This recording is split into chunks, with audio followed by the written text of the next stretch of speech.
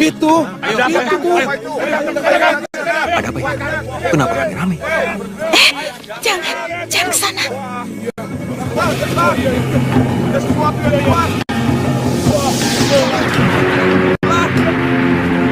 Minggir.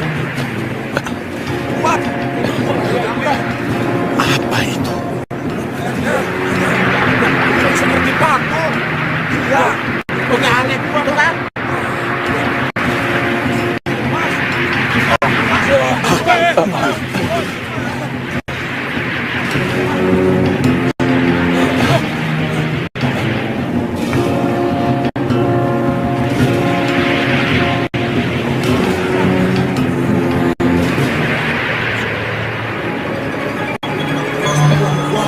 Patung buaya.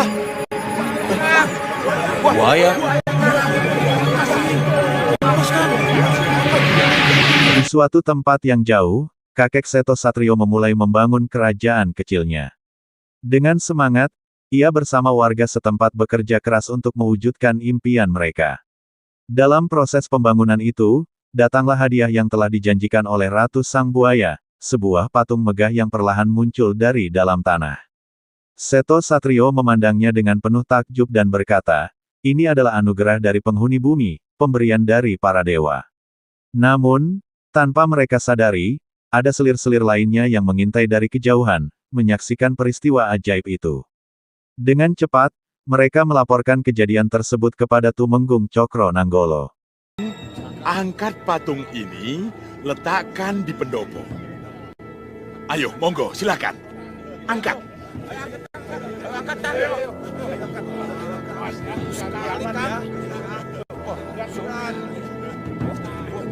Udah dari emas kan? Wah, patung itu dari emas, Bu. Kalau begitu ada orang lain yang membiayai. Ibu harus bicara pada Tumenggung. Jangan, Mas, pelan-pelan.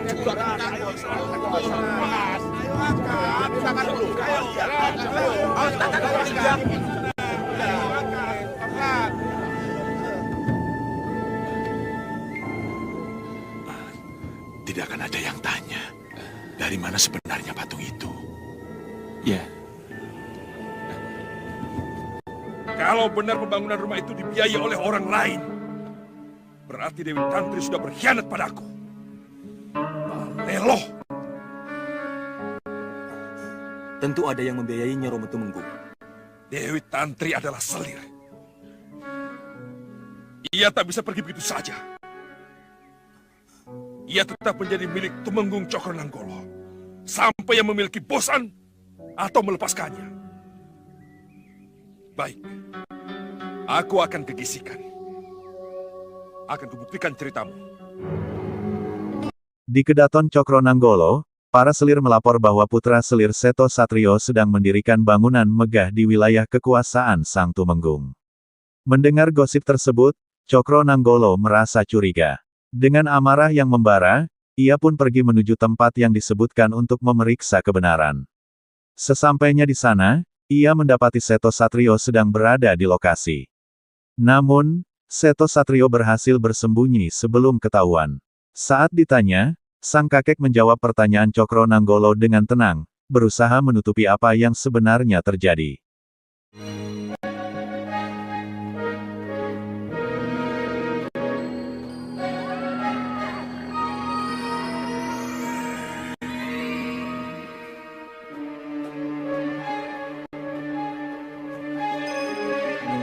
Selamat datang, Kanjeng Tumenggung. Rumah siapa ini, Seronok? Rumah kami, Kanjeng. Ya, kami itu siapa?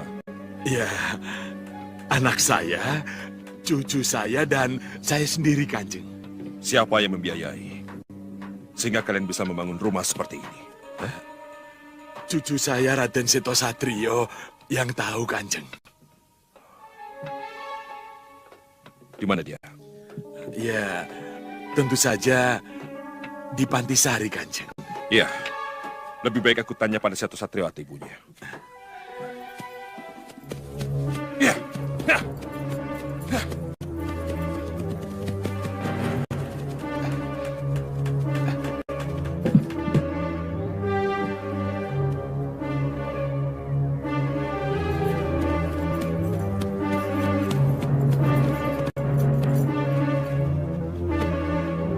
Tak lama kemudian, Cokro Nanggolo menemui selir bernama Dewi Tantri. Dengan penuh keyakinan, Tantri membalas semua tuduhan dan kecurigaan yang diarahkan padanya. Ia menumpahkan segala unek-uneknya, mengungkapkan kekesalannya atas kehidupannya yang selama ini dipenuhi tekanan. Saat kemarahan memuncak, tiba-tiba roh ibunya, Nyai Wingit, merasuk ke dalam tubuh Dewi Tantri. Dengan suara penuh kuasa, Nyai Wingit mengulang kutukan lama yang pernah ia lontarkan. Cokro Nanggolo merasa ketakutan dan segera lari ketakutan. Jawab dengan jujur. Kalau pejabat-pejabat mana? Kalau juragan-juragan yang mana yang telah tidur denganmu? Sehingga mau membiayai rumahmu yang sebesar itu? Hah? Kanjeng sudah kegisikan. Sudah melihat sendiri rumah itu? Ya, aku sudah ke sana dan melihat sendiri rumah hasil selingkuhmu. Tidak, saya tidak selingkuh. Kanjeng jangan asal menuduh. Lalu dari mana kau bisa membiayai rumahmu yang sebesar itu? Dari Surolangu? Bapakmu yang miskin itu? Hah? Seharusnya Kanjeng malu bicara seperti itu. Karena sampai sekarang tidak mampu merubah kemiskinan orang tua saya.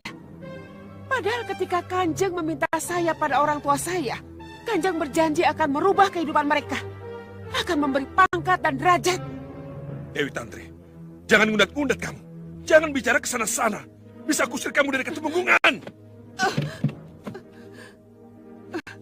Sini, untuk apa jadi selir Tumenggung kalau akhirnya tidak punya apa-apa?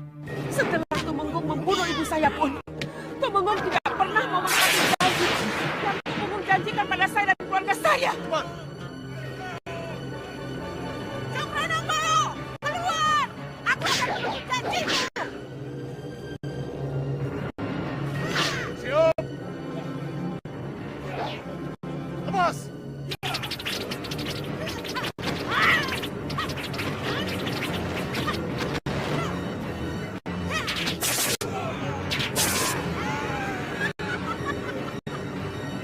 Jangan mendekatinya.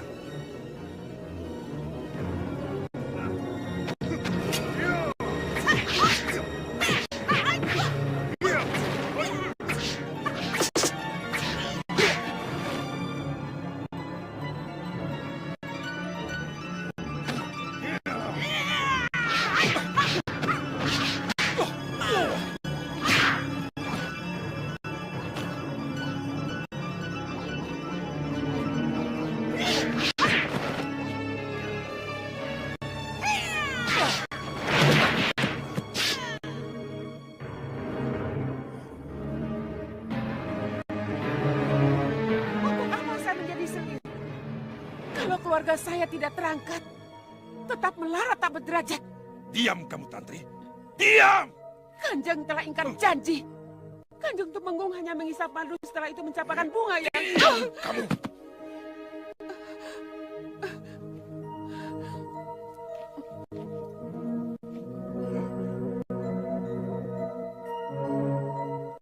Kamu sudah mulai...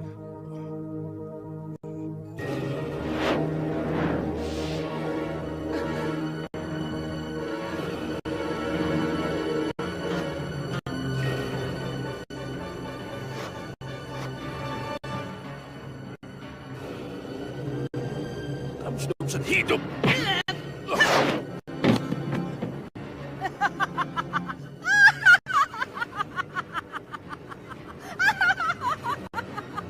Tumenggung Cokro Nanggolo, waktumu sudah dekat. Ajalmu sudah di ambang pintu. Bayi yang kukutuk itu akan segera melaksanakan kutuknya. Akan membunuhmu, membunuh bapaknya sendiri. Akan mengawini ibunya sendiri. Akan membuat bencana yang tidak ada habis-habisnya. Tumenggungan yang kamu banggakan ini akan hancur karenanya. Diwingit, kamu ada dalam raga anakmu, Diwingit. Tumenggung Cokro Nanggolo, kau tidak akan bisa lepas dari kutuku. Tidak, tidak, tidak! Cokro Nanggolo, kau tidak akan lepas dari kutuku. Tidak akan. Kasihan Kanjeng Tumenggung. Ya, itulah akibatnya kalau ia tidak peka dan hanya mendengar suaranya sendiri. Kamu ingat Condomanik? Ketika kita terpaksa datang dan mengingatkan kepada Tumenggung. Tapi Tumenggung lebih memilih meninggalkan Pasewakan dan lebih mementingkan mengumbar kemarahannya kepada Nyi Wingit. Iya, saya ingat Kanjeng Ratu. Kanjeng Ratu telah mencoba untuk mengingatkan Tumenggung lewat Yudo Turonggo. Tapi Tumenggung tidak mau mendengar dan malah menyiksa Nyi Wingit. Inilah kedudukan tinggi yang kamu inginkan, Nyi Wingit.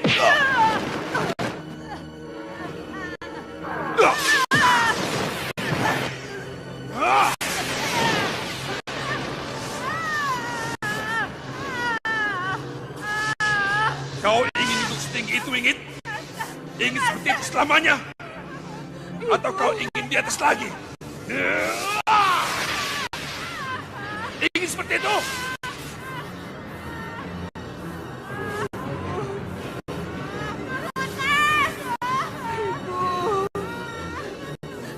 Maafkan ibu saya, Tumenggung.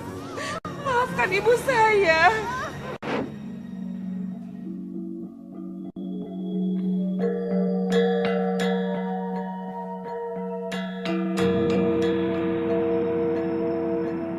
Setelah kembali ke kamarnya, Cokro Nanggolo masih gemetar ketakutan. Namun, kutukan Nyi Wingit terus membayangi dirinya. Saat ia masih merenungi nasibnya, Nyi Wingit muncul kembali, mengulangi kutukan tersebut. Sang istri yang mendengarnya merasa ngeri dan menyadari bahwa nasib buruk yang pernah mereka buang akan segera menimpa mereka. Dalam kepanikan, sang istri pun bergegas mencari jawaban.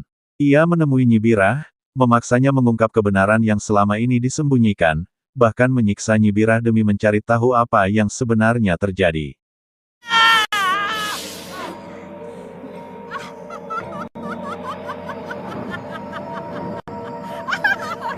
Kamu ketakutan, Cokro Nanggolo? Lelaki gagah dan sombong ternyata punya rasa takut.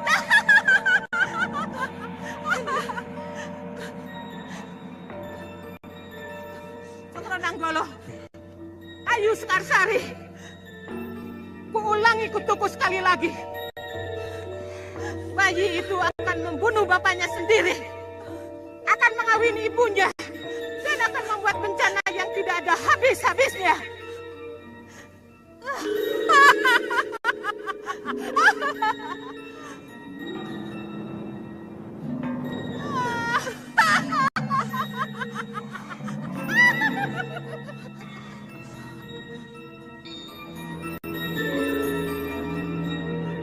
Iya, iya. Bisa saja kau menakut-nakuti kami, Nyi Wingit. Kau berhasil menakut-nakuti kami. Kau berhasil. Tapi perlu kau ketahui, kau cuma arwah penasaran. Arwah yang penasaran. Tapi Dinda menjadi bimbang, Kanda. Dinda menjadi bimbang. Bimbang kenapa? Kalau Nyi Wingit masih mengulang-ulang kutuk itu, berarti ia yakin kalau bayi yang Dinda lahirkan itu masih hidup. Bayi itu masih hidup? Iya, bayi itu masih hidup. Siapa lagi yang menjadi pelaksana kutuk itu kalau bukan bayi itu sendiri, Kanda? Bisa saja bayi itu masih hidup. Bisa saja Nyi Birah atau Sai Sepuh tidak membunuh bayi itu. Aku harus memanggil mereka.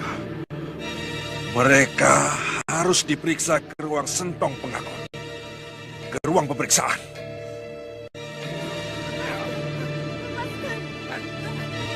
Ada apa ini? Apa salah saya? Kenapa saya mau dibawa ke tempat pemeriksaan? Salah saya apa? Lepaskan. Lepaskan.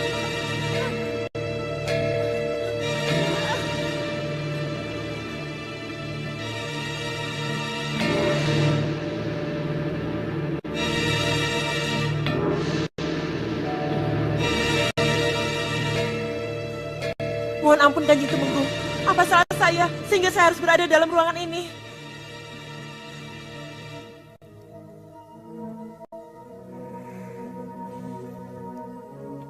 Nyi Birah, kau Sai Sepuh. Kalian berdua adalah abdi setia Katumenggungan. Tapi kesetiaan itu akan diuji di sini. Kalian berdua harus menjawab dengan jujur. Pertanyaan yang akan kusampaikan. Kasihan Dawu, Kanjeng Temenggung. Ini mengenai bayi yang dulu pernah aku perintahkan untuk dibuang dan dibunuh. Benar. Kalian telah laksanakan. Injih, Kanjeng. Kasihan Dawu, Kanjeng. Telah benar-benar kalian bunuh bayi itu? Injih, Kanjeng. Injih, Kanjeng. Kasihan Dawu, Kanjeng. Benar telah kalian lakukan?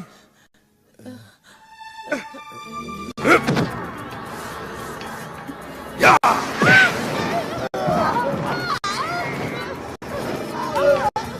Ampuni kami, Kanjeng Temenggung. Ampuni kami, Kanjeng. Ampuni kami, Kanjeng Temenggung. Ampuni kami, Kanjeng. Bagaimana? Benar! Telah kalian bunuh bayi itu?